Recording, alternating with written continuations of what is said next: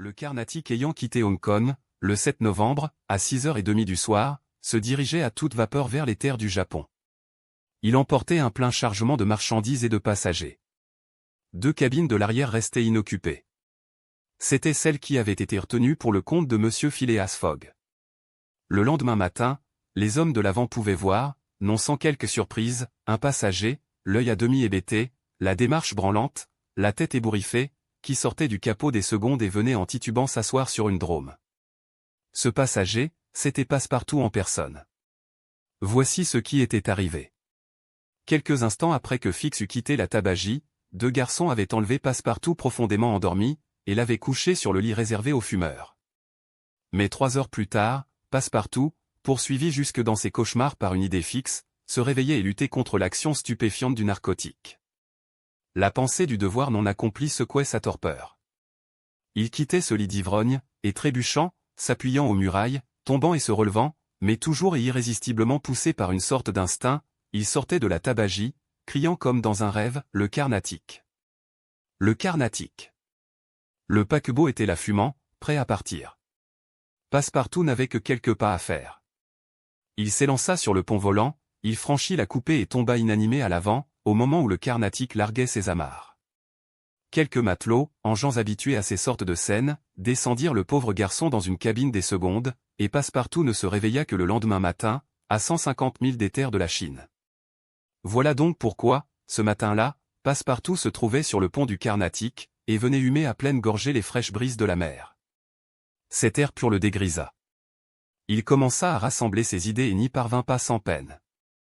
Mais, enfin, il se rappela les scènes de la veille, les confidences de Fix, la tabagie, etc.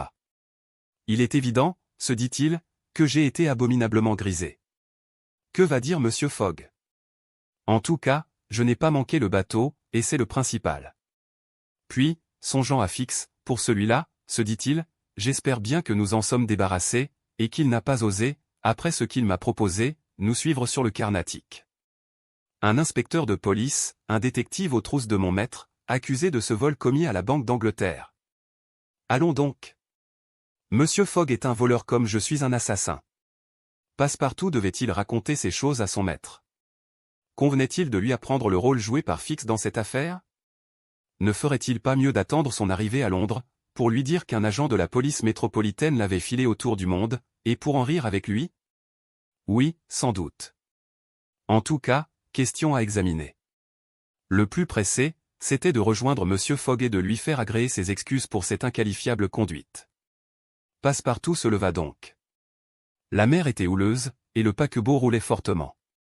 Le digne garçon, aux jambes peu solides encore, gagna tant bien que mal l'arrière du navire. Sur le pont, il ne vit personne qui ressemblât ni à son maître, ni à Mrs. Aouda. Bon, fit-il, Mrs. Aouda est encore couchée à 7 heures. Quant à M. Fogg, il aura trouvé quelques joueurs de whist, et suivant son habitude. Ce disant, Passepartout descendit au salon. M. Fogg n'y était pas. Passepartout n'avait qu'une chose à faire, c'était de demander au purser quelle cabine occupait M. Fogg. Le purser lui répondit qu'il ne connaissait aucun passager de ce nom. Pardonnez-moi, dit Passepartout en insistant.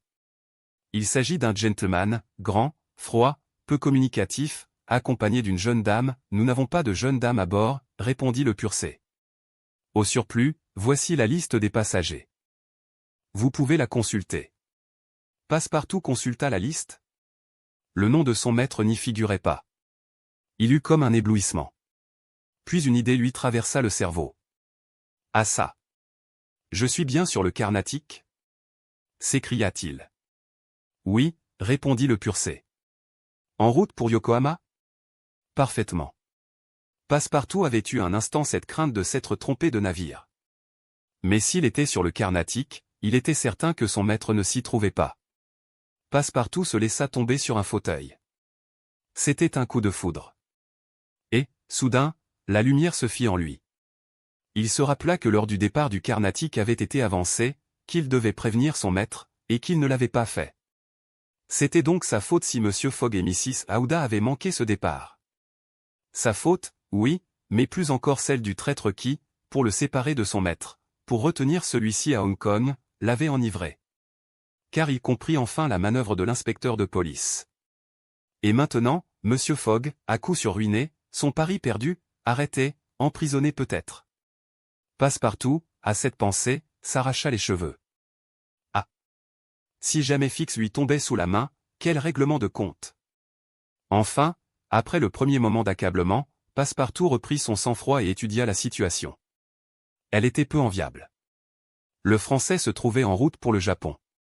Certains d'y arriver, comment en reviendrait-il? Il avait la poche vide. Pas un shilling, pas un penny. Toutefois, son passage et sa nourriture à bord étaient payés d'avance. Il avait donc 5 ou 6 jours devant lui pour prendre un parti. S'il mangea et but pendant cette traversée, cela ne saurait se décrire. Il mangea pour son maître, pour Mrs. Aouda et pour lui-même. Il mangea comme si le Japon, où il allait aborder, eût été un pays désert, dépourvu de toute substance comestible. Le 13, à la marée du matin, le Carnatic entrait dans le port de Yokohama. Ce point est une relâche importante du Pacifique, où font escale tous les steamers employés au service de la poste et des voyageurs entre l'Amérique du Nord, la Chine, le Japon et les îles de la Malaisie. Yokohama est situé dans la baie même de Yedo, à peu de distance de cette immense ville, seconde capitale de l'Empire japonais, autrefois résidence du Tycoon, du temps que cet empereur civil existait, et rival de Meako, la grande cité qu'habite le Mikado, empereur ecclésiastique, descendant des dieux. Le Carnatic vint se ranger au quai de Yokohama, près des jetées du port et des magasins de la douane, au milieu de nombreux navires appartenant à toutes les nations. Passepartout mit le pied, sans aucun enthousiasme, sur cette terre si curieuse des fils du soleil. Il n'avait rien de mieux à faire que de prendre le hasard pour guide, et d'aller à l'aventure par les rues de la ville.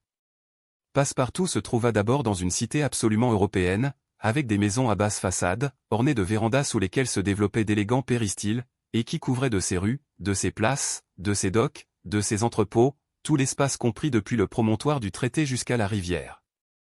Là, comme à Hong Kong, comme à Calcutta, fourmillait un pêle-mêle de gens de toute race, américains, anglais, chinois, hollandais, marchands prêts à tout vendre et à tout acheter, au milieu desquels le français se trouvait aussi étranger que s'il eût été jeté au pays des Hottentots. Passepartout avait bien une ressource, c'était de se recommander près des agents consulaires français ou anglais établis à Yokohama, mais il lui répugnait de raconter son histoire, si intimement mêlée à celle de son maître, et avant d'en venir là, il voulait avoir épuisé toutes les autres chances. Donc, après avoir parcouru la partie européenne de la ville, sans que le hasard lui en rien servît, il entra dans la partie japonaise, décidé, s'il le fallait, à pousser jusqu'à Yedo. Cette portion indigène de Yokohama est appelée Bantan, du nom d'une déesse de la mer, adorée sur les îles voisines. Là se voyaient d'admirables allées de sapins et de cèdres, des portes sacrées d'une architecture étrange, des ponts enfouis au milieu des bambous et des roseaux, des temples abrités sous le couvert immense et mélancolique des cèdres séculaires, des bonzeries au fond desquelles végétaient les prêtres du bouddhisme et les sectateurs de la religion de Confucius, des rues interminables où l'on eût pu recueillir une moisson d'enfants au teint rose et aux joues rouges, petits bonshommes qu'on eût dit découpés dans quelques paravents indigènes, et qui se jouaient au milieu de caniches à jambes courtes et de chats jaunâtres, sans queue, très paresseux et très caressants. Dans les rues, ce n'était que fourmillement, va-et-vient incessant, bonzes passant processionnellement en frappant leurs tambourins monotones, yakunin, officiers de douane ou de police, à chapeau pointu incrustés de lacs et portant 2 sabres à leur ceinture, soldats vêtus de cotonnades bleues à raies blanches et armés de fusils à percussion, hommes d'armes du Mikado, ensachés dans leurs pourpoints de soie, avec aubert et côte de maille, et nombre d'autres militaires de toutes conditions. Car, au Japon, la profession de soldat est autant estimée qu'elle est dédaignée en Chine. Puis, des frères quêteurs, des pèlerins en longue robe, de simples civils, chevelure lisse et d'un noir d'ébène, tête grosse, buste long, jambes grêles, taille peu élevée, teint coloré depuis les sombres nuances du cuivre jusqu'au blanc mat, mais jamais jaune comme celui des Chinois, dont les Japonais différent essentiellement. Enfin, entre les voitures, les palanquins, les chevaux, les porteurs, les brouettes à voile, les norimons à parois de lac, les kangos, moelleux, véritables litières en bambou, on voyait circuler, à petits pas de leurs petits pieds, chaussés de souliers de toile, de sandales de paille ou de socs en bois ouvragés, quelques femmes peu jolies, les yeux bridés, la poitrine déprimée, les dents noircies au goût du jour, mais portant avec élégance le vêtement national, le kirimon, sorte de robe de chambre croisée d'une écharpe de soie, dont la large ceinture s'épanouissait derrière en un nœud extravagant que les modernes parisiennes semblent avoir emprunté aux japonaises. Passepartout se promena pendant quelques heures au milieu de cette foule bigarrée, regardant aussi les curieuses et opulentes boutiques, les bazars où s'entasse tout le clinquant de l'orfèvrerie japonaise, les restaurations, ornées de banderoles et de bannières, dans lesquelles il lui était interdit d'entrer, et ces maisons de thé où se boit à pleine tasse l'eau chaude odorante, avec le saki, liqueur tirée du riz en fermentation, et ces confortables tabagies où l'on fume un tabac très fin. Et non l'opium, dont l'usage est à peu près inconnu au Japon. Puis Passepartout se trouva dans les champs, au milieu des immenses rizières. Là s'épanouissaient, avec des fleurs qui jetaient leur dernière couleur et leur dernier parfum, des camélias éclatants, portés non plus sur des arbrisseaux, mais sur des arbres, et, dans les enclos de bambou, des cerisiers, des pruniers, des pommiers, que les indigènes cultivent plutôt pour leurs fleurs que pour leurs fruits, et que des mannequins grimaçants, des tourniquets criards défendent contre le bec des moineaux, des pigeons, des corbeaux et autres volatiles voraces. Pas de cèdre majestueux qui n'abritât quelque grand aigle, pas de saule pleureur qui ne recouvrit de son feuillage quelque héron mélancoliquement perché sur une patte, enfin, partout des corneilles, des canards, des éperviers, des oies sauvages, et grand nombre de ces grues que les Japonais traitent de « seigneuries », et qui symbolisent pour eux la longévité et le bonheur. En errant ainsi, Passepartout aperçut quelques violettes entre les herbes. « Bon, dit-il, voilà mon souper. » Mais les ayant senties, il ne leur trouva aucun parfum. Pas de chance, pensa-t-il. Certes, l'honnête garçon avait, par prévision, aussi copieusement déjeuné qu'il avait pu avant de quitter le Carnatic, mais après une journée de promenade, il se sentit l'estomac très creux. Il avait bien remarqué que moutons, chèvres ou porcs, manquaient absolument aux étalages des bouchers indigènes, et, comme il savait que c'est un sacrilège de tuer les bœufs, uniquement réservé aux besoins de l'agriculture, il en avait conclu que la viande était rare au Japon. Il ne se trompait pas, mais à défaut de viande de boucherie, son estomac se fût fort accommodé des quartiers de sanglier ou de daim, des perdrix ou des cailles, de la volaille ou du poisson, dont les Japonais se nourrissent presque exclusivement avec le produit des rizières. Mais il dut faire contre fortune bon cœur, et remit au lendemain le soin de pourvoir à sa nourriture. La nuit vint.